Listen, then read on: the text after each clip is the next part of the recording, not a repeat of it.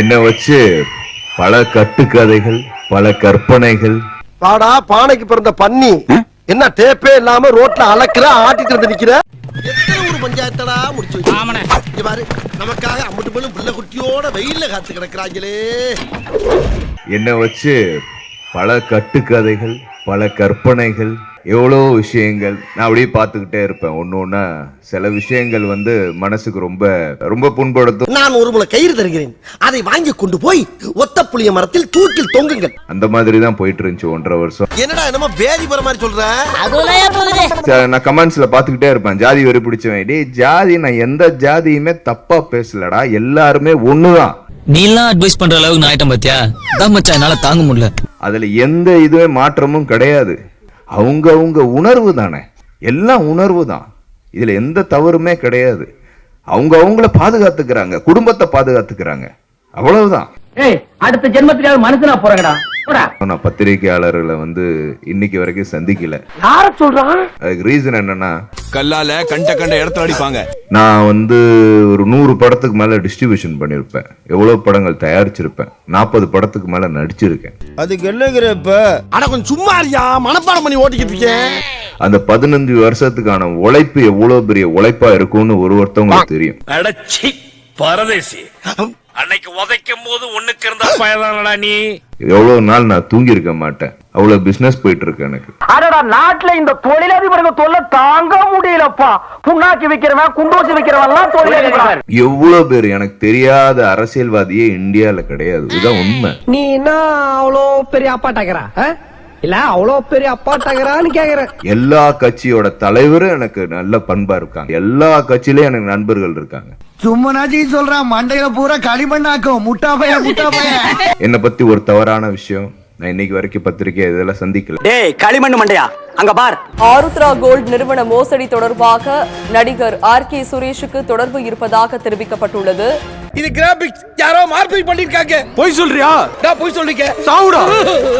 ஐயா, நான் தெரிஞ்சே போய் சொல்லிட்டேன், எங்களை தலைமை அப்படியே வளர்த்திருச்சு. ஒரு 15 வருஷம் அவ்வளவு உழைப்பு. ஒரு நடிகர் வந்து லுக் ஆஃப் நோட்டீஸ் கொடுத்து ஏர்போர்ட்ல இறங்கி போலீஸ் கூட்டிட்டு போய் உள்ள வச்சு FIR போட்டா என்ன நடக்கும் உங்களுக்கு தெரியுமா? நேடா பண்ணுவ, நேராவே கேக்குற, ஆட்டுவியா? அவ்வளவு விமர்சனங்கள், அவ்வளவு கமெண்ட்ஸ் பண்ணிட்டு இருக்கீங்க. நீ என்னடா நாட்டு சுதந்திரத்துக்கடா போராட்டு போன திருட்டு போயண்டா நீ ஒரு திருடன். யோசிச்சு பாருங்க என்னோட உழைப்பு என்ன இருக்கும், எப்படிப்பட்ட நான் மனுஷன். டேய் சொம்பு திருடி, திருட்டு நாயே, நீ பேசக்கூடாதுடா பஞ்சாயத்துல. அப்ப 15 வருஷமா ஒரு சினிமா துறையிலேயே ஒரு பிரச்சனையும் இல்லாம இருக்கிற ஒரு உண்மையானவன் எப்படி அந்த விஷயத்த பண்ணிருப்பேன்? நீ ரொம்ப நல்லவன். அதனால அந்த விஷயத்த பத்தி அது விட்டுருங்க. அப்படியெல்லாம் விட்டுற கூடாதுங்க. தெருவா பேப்பர் பொறுக்கி, பிளாஸ்டிக் பொறுக்கி, வீட்டு வேலை செஞ்சு, கூலி வேலை செஞ்சு, பால் பாக்கெட் வாங்கி கொடுத்து நாலு பூரா கஷ்டப்பட்டு சம்பாதிச்ச ஏழைங்களோட பணம் சார். இவனை என்ன பண்ண சார்? கடவுளுக்கு ரொம்ப நன்றி, என் அன்பான ரசிகர்களுக்கு நன்றி. ரசிகர் மன்றமா? ஆமா, தமிழ்நாட்டுல மட்டும் எனக்கு மொத்தம் 60 லட்சம் ரசிகர்கள் இருக்காங்க.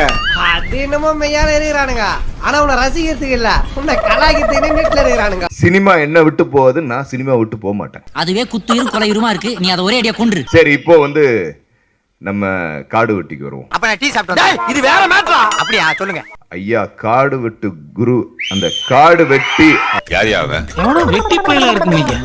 அந்த கேரக்டர் நான் நடிச்சதுக்கு பெருமைப்படுறேன். இதெல்லாம் ஒரு பெருமையா? ஏன்னா அவரை பத்தி எவ்வளவு கேள்விப்பட்டிருக்கேன். எங்க அப்பா கூட நல்லா பழகி இருக்காரு, அவரை போய் நான் சந்திச்சிருக்கேன், எவ்வளவு தடவை சந்திச்சிருக்கேன் அண்ணனை. இந்த காரி மூஞ்ச கதையெல்லாம் ஒரு காவிய கதை மாதிரி இங்க வந்து சொல்லி அங்க டைம் வேஸ்ட் பண்ணுகிறேன். போட மரியாதையா.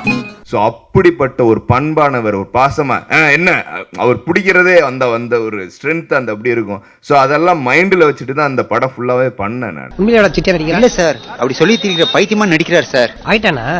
ஒரு மெத்தட் ஆக்டர் சார், ஆத்திரமாவே மாறிடுவார் சார். ஐயா, குரு குடும்பத்தினருக்கு நான் ஒண்ணு சொல்றேன். சரி சொல்லு நாயே. இந்த குடுமையே வாயால எப்படினே சொல்லுங்க. அப்பா அம்மா இந்த பேச்சை ரொம்ப நாளா மிஸ் பண்ணிருப்பீங்க. ஏன்னா பேசுறதே நான் விட்டுட்டேன். அப்புறம் என்ன நீங்க வந்த? நீங்க நினைக்கிற மாதிரி ஜாதி படம் எல்லாம் கிடையாதுங்க. அது என்ன மேட்டர் படம் எடுக்கறானே சார், அதான் 100% வந்து 2 தரப்பினருக்கான ஒரு முக்கியமான படம். ஜாதி ஜாதி நீ ஏன்டா இப்படி ஜாதி வெறி பிடிச்சு அலையிற? பல விஷயங்கள் இருக்கு, பல சம்பவங்கள் இருக்கு. அது இந்த ஆள் ஏதோ வச்சுட்டாரு, விடுங்க, பாருங்க, என்ஜாய் பண்ணுங்க. சார், இவருக்காக இந்த உலகத்துல முறையா ஒரு கதக்கலையும் ஒரு கராத்தையும் ரெண்டையும் மிக்ஸ் பண்ணி ஒரு கலையை உருவாக்கி வச்சிருக்கேன். Mixing soda ஊத்துனியா? ஸோ அந்த படத்தில் நடித்த ஹீரோயின் எல்லாத்துக்கும் வந்து வாழ்த்துக்கள்மா, ரொம்ப நல்லா நடிச்சீங்க. ஏய் அப்படி நீ என்னதான் நடிச்சு கீஸ்ட 2 படம் பண்ணிட்டு இருக்கிறேன். யோ யோ யோ யோ யோ ஏன் ராவா குடிச்சியா? சத்தியமா சொல்றேன், ராவா தானே குடிச்ச. அதாவது ஏற்கனவே மோகன்ஜி வச்சு செஞ்சுட்டாப்ல திரௌபதி. யாரு? நானு. நீ வேற தெரியாம பேசிட்டு. இந்த படம் உங்களை பெருமை அடைய செய்யும். நல்லா இருக்குன்னு ஞாயிற்றுக்கிழமை அன்னைக்கு மகாயாகம் 25,000 பேர் வர்றாங்க. என்ன டேட்? இந்த மாசம் 10ஆம் தேதி. ஓ டெலிகேட் பொசிஷன். 8ஆம் தேதி எனக்கு சேலத்துல மாநாடு, 9ஆம் தேதி ஊட்டியில ஊர்வலம், 10ஆம் தேதி நான் எங்க இருக்கேன்னு எனக்கே தெரியலையாப்பா. நான் டெல்லியில் இருக்கிறேன். 10ஆம் தேதி டெல்லியில. சரி, உங்களுக்காக நான் ப்ரோக்ராம் கேன்சல் பண்ணிக்கிறேன். நான் பேசுறேன். இது பண்ணிக்கிறேன்னு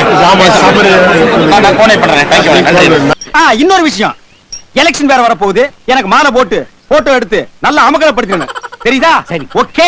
நிர்மலா சீதாராமன் அவர்கள் 3 முறை வந்திருக்கிறாங்க கோயம்புத்தூர், திருப்பூர், எல்லா பகுதிக்கும். எதுக்கு செருப்படி வாங்குறீங்க? நான் ஒரு விஷயத்தை புரிஞ்சுக்கணும், மத்தியில் ஆட்சிக்கு வரப்போறது யாரு? பிஜேபி. 400 எம்பிக்களை தாண்டி வரப்போறாங்க. வாய்ப்பில்ல ராஜா, வாய்ப்பு கிடையாது. பெரிய வெங்காயம் 75 ரூபா செலவு, சின்ன வெங்காயம் 90 ரூபாய். பெட்ரோல் விலை உயர்ந்தாச்சு.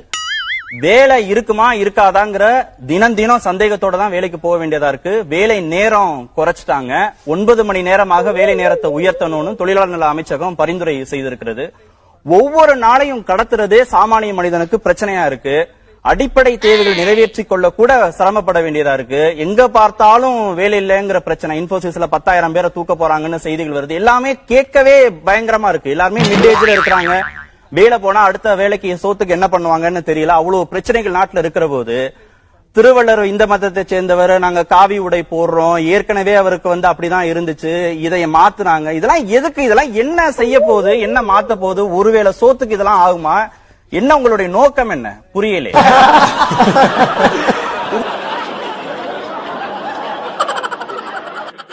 இல்ல டைவர்ட் பண்ணணும்னு நினைக்கிறீங்களா? நீங்க ஆசைப்பட்ட மாதிரி எல்லாம் நடக்குதா?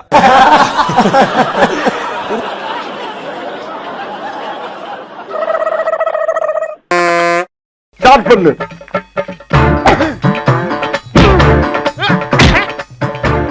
இங்கிட்டு வா. அப்படியா? படைக்கலடி. மண்டல மட்டும் அடிச்சிடாத, குலக்கேசல் உள்ள போயிருவேன். சரியா? உங்க வீட்டு பிள்ளையா நினைச்சு எல்லாரும் என்னை மன்னிச்சிருக்க.